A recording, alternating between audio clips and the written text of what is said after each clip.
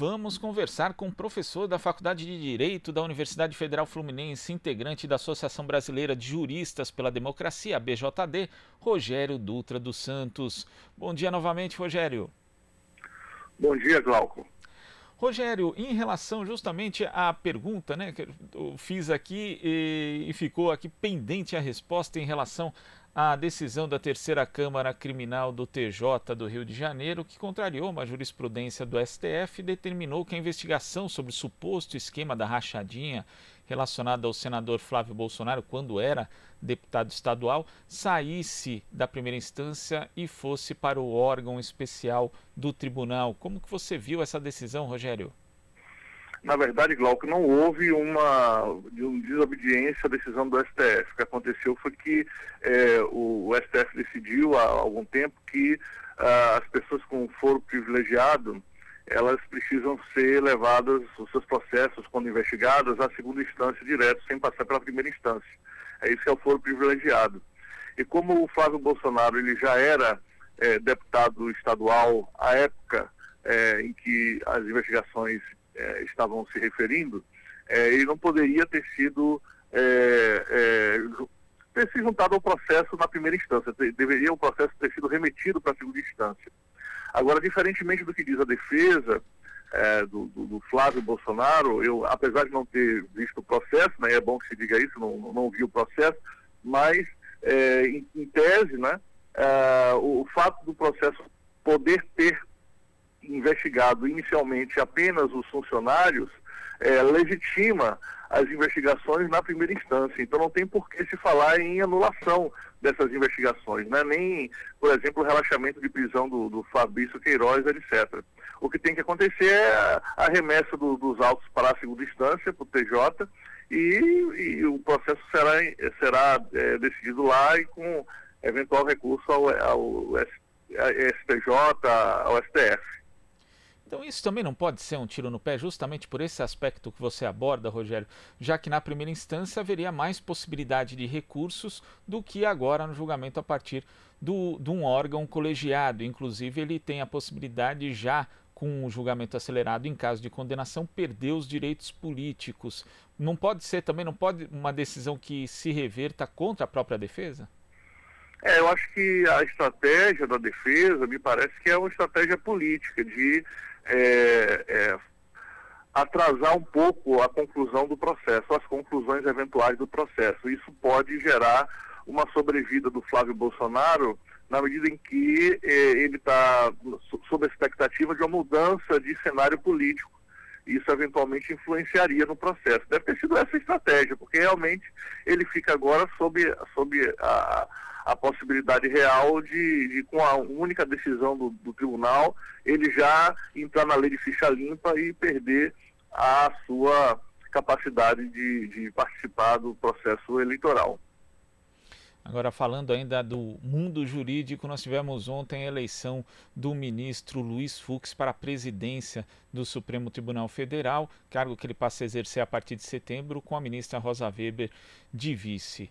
Nós sabemos que o ministro Luiz Fux já tomou decisões aí que desagradaram o bolsonarismo, né? Uma delas, inclusive, na qual ele não reconheceu, como decisão óbvia até, as Forças Armadas como uma espécie de poder moderador, como alguns juristas, ou na verdade só um, entendiam. Como que você vê isso, mas também dentro do âmbito, não esquecendo que o ministro Luiz Fux é alguém que sempre foi alinhado ao que podemos chamar de ideologia lajavatista. O que a gente pode esperar da presidência do Luiz Fux no Supremo Tribunal Federal, Rogério? Olha, essa decisão do Fux sobre o artigo 142 da Constituição, que reza sobre o papel das Forças Armadas e sua vinculação ao Poder Executivo, foi uma decisão extremamente importante, porque ela marca com muita clareza os limites que a Constituição estabelece para o uso das Forças Armadas como um instrumento de ordem pública e de segurança pública. Ou o texto do Fux deixa muito claro também que as Forças Armadas elas não têm a capacidade constitucional de coordenar os poderes da República, porque as Forças Armadas não são poder. Tá? Então, nesse sentido aí, a decisão do Fux foi muito correta e, na verdade, demonstrou a reação do STF a uma série de ataques que ele estava recebendo do governo de Jair Bolsonaro, especialmente, por exemplo, o ataque do ex-ministro da Educação, Abraham Weintraub, que tinha sugerido a prisão dos vagabundos, abre aspas, fecha aspas, dos ministros do STF. Então, essa decisão do Fux é uma reação que me parece uma reação muito mais corporativa e que representa, vamos dizer assim, a percepção de todo o STF do que propriamente a visão do Fux, que sim, eu já iria falar isso, a gente tem sempre que lembrar isso, né, Glauco, porque o Fux, ele é realmente um ministro totalmente alinhado, sempre foi com o lavajatismo. Então, ele é hoje o ministro que representa ideologicamente essa pauta aí fascista de flexibilização de direitos processuais, penais, né?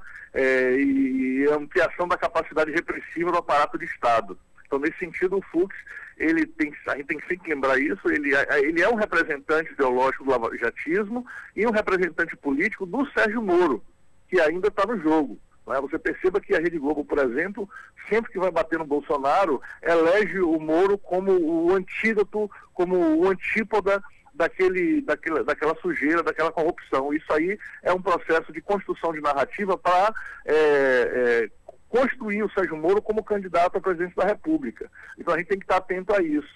Tá? Então acho que essas duas questões elas têm que ser separadas. Uma coisa é o Fux operando como representante político do STF no momento que o STF é atacado.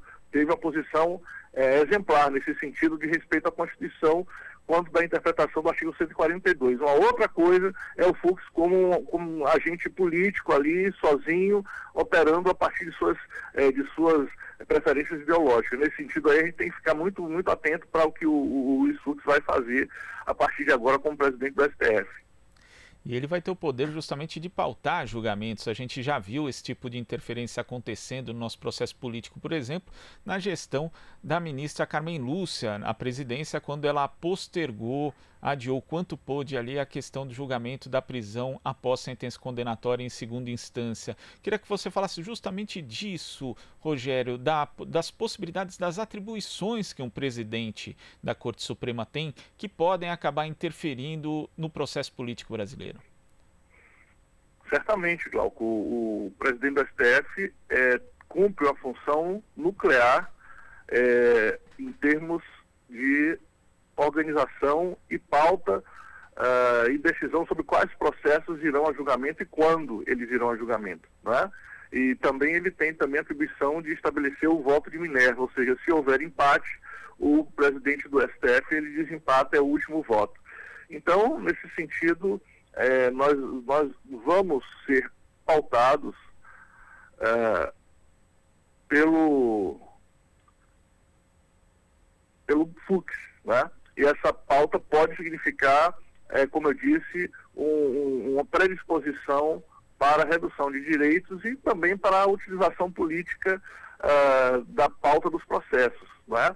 Assim como você lembrou, né, a Carmen Lúcia fez quando presidente em relação ao processo que permitiria que o presidente Lula fosse preso com condenação em segunda instância, o que inclusive hoje o STF reconhece, inconstitucional. Tá? Então, enquanto houve a necessidade política, de acordo com o entendimento do STF, de prender o Lula, o STF teve uma decisão que era contrária às normas da Constituição. Tá?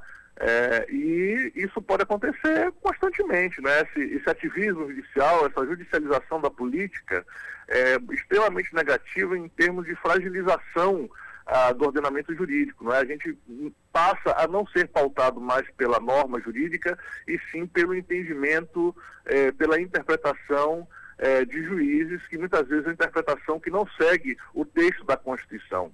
Então isso é muito ruim, isso é muito sério. E com um presidente do STF francamente alinhado a um perfil ideológico de natureza de extrema-direita e fascista, como é o caso do Luiz Fux, nós estamos diante de uma situação extremamente complicada, né? Talvez o Luiz Fux seja, embora não seja vinculado ao grupo do Bolsonaro, mas ele representando a ideologia lavajatista, pode produzir um bom estrago aí no que diz respeito às garantias constitucionais das pessoas que estão sendo processadas. Tá certo, Rogério. Queria agradecer a sua participação aqui no Jornal Brasil Atual e até a próxima. Até, Glauco. Tudo de bom. Bom trabalho aí. Obrigado. Conversamos aqui com o professor da Faculdade de Direito da Universidade Federal Fluminense, membro da Associação Brasileira de Juristas pela Democracia, ABJD, Rogério Dutra dos Santos. Aqui você ouve as notícias que os outros não dão. Jornal Brasil Atual.